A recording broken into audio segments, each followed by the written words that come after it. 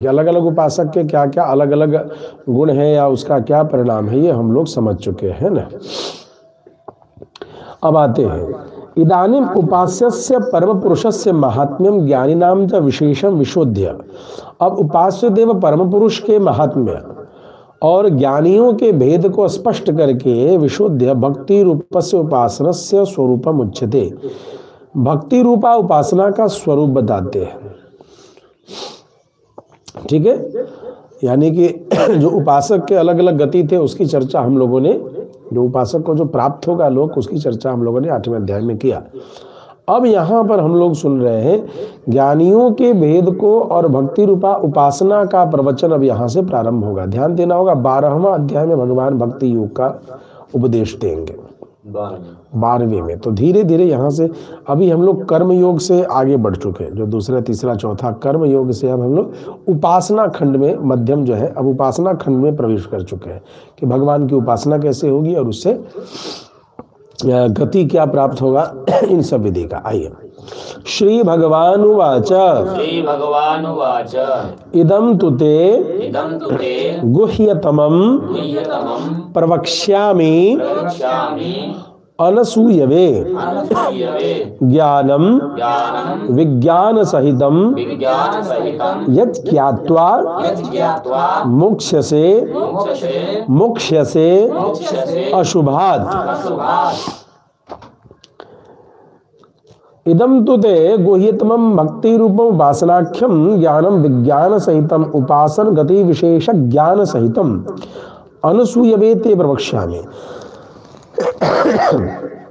अब जो है गुह्यतमम, गुह्यतमम मतलब गुह्य मतलब गुप्त, और गुह्यतमम यानी गुप्त से भी गुप्त, बहुत ही गुप्त विद्या जो भक्ति रूप उपासना नामक ज्ञान है, वो मैं तुम्हें जो कैसे हो तुम, तो अनसूयवे, अनसूयवे, अनसूयवे मतलब जो किसी में दोष नहीं देखता है, जिसमें दोष की उपस्थिति नहीं है, निर्दोष है ना, अनसूयवे। ऐसे असूया रहित भक्त को मैं ज्ञानम विज्ञान सहितम, विज्ञान सहित उस ज्ञान को बताऊंगा। विज्ञान सहित का तात्पर्य क्या है, उपासन गति विशेष ज्ञान सहितम, उपासना संबंधी विशेष ज्ञान को मैं तुम्हें बताऊंगा। विज्ञान का मतलब समझ गए, यहाँ विशेष ज्ञान के रूप में विज्ञान का है, यानी उपासना ज्ञान तो हो गया, अब उसको करेंगे कैसे आप, उस विधि को मैं अब तुम्हें बताऊंगा, भगवान ऐसा कह रहे हैं। मद विषयम सकलेतर सकल इतर विषजातीयम अपरिमित प्रकारम महात्म्यम श्रुत्वा एवं एव संभवति इति मन्वानाय ते प्रवक्ष्यामि इत्यर्थः।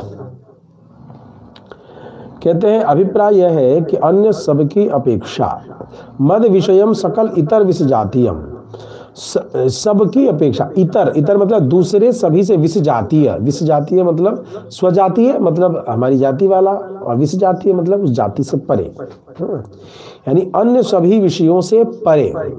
मद विषयम अपरिमित प्रकारम, अपरिमित प्रकार वाले, यानी जिसकी सीमा नहीं है ना, असीम। महात्म्यम मेरे महात्म्य को श्रुत्वा सुन करके, एवं एव इसी प्रकार से, क्या कैसा करे, तो संभवती कि ओ ऐसा ही ठीक है, ऐसा सुन करके जो करे, इति मन्वानाय ते प्रवक्ष्यामि इत्यर्थ, इस प्रकार मानने वाले तुझ भक्त को मैं क्या करूंगा, प्रवक्ष्यामि मतलब बताता हूँ, बताऊंगा। मोबाइल दीजिएगा अपना। यद ज्ञानम अनुष्ठान पर्यंतम ज्ञात्वा,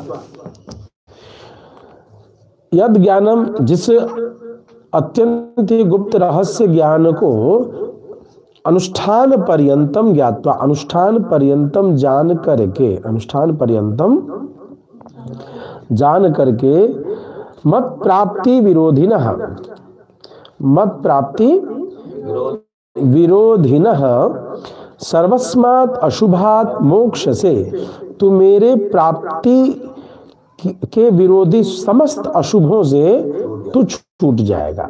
बात समझ में आ गई, कोई दिक्कत?